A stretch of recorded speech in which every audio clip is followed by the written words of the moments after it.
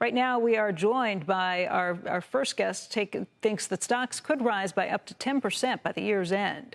Let's welcome Rick Reeder. He's Chief Investment Officer of Global Fixed Income at BlackRock and the head of the firm's global allocation team. And Rick, watching what's happened this week, kind of no argument that at least at this point, earnings trumps economic news, right? Yeah, it's pretty incredible. By the way, thanks, Becky. Thanks for having me on. It's pretty incredible. I mean, some of this, you think about the demand that's out there for consumption and where it's getting into. And look at some of these earnings numbers. There's no doubt there are supply chain shocks across multiple avenues. But, you know, we actually looked at aggregate inventories. Literally, when you add up aggregate inventories and look at where you are today, the actual aggregate inventories are actually not bad. It's the demand is so darn strong. So when you get these supply chain shocks, you're still seeing some pretty good numbers that are coming out. And I think this week and the last week are illustrative of that. You know, I looked at some similar data, Rick, that just was showing traffic into the ports, the L.A. ports that are there, and the number of ships that are trying to get in there now versus 2 years ago before the pandemic is kind of astounding. That does point again to this demand picture. How long does that demand last? Becky, I mean, I think we're really in this incredible point in time. So we went back and looked at, you know, what the consumer spent over the last couple of years, and because obviously locked at home, et cetera, the consumer is underspent. We got a number about $650 billion underspent the last couple of years. Take that number, then take $2 trillion of a one-time stimulus shock.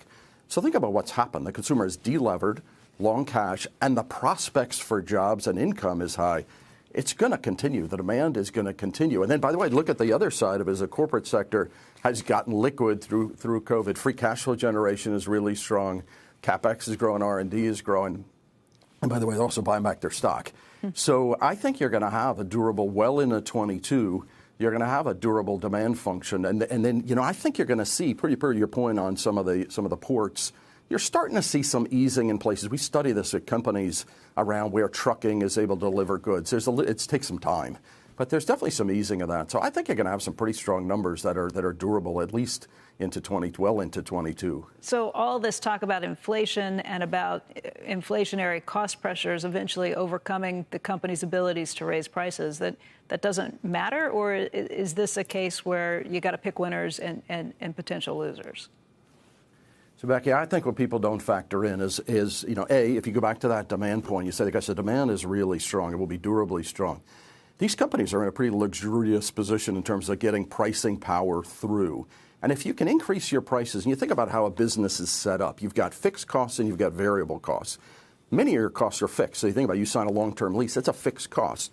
If you're able to price through these increases because demand is so strong, and I think some companies, it's a little bit of price discovery. It's like, wow, this is actually not denigrating demand.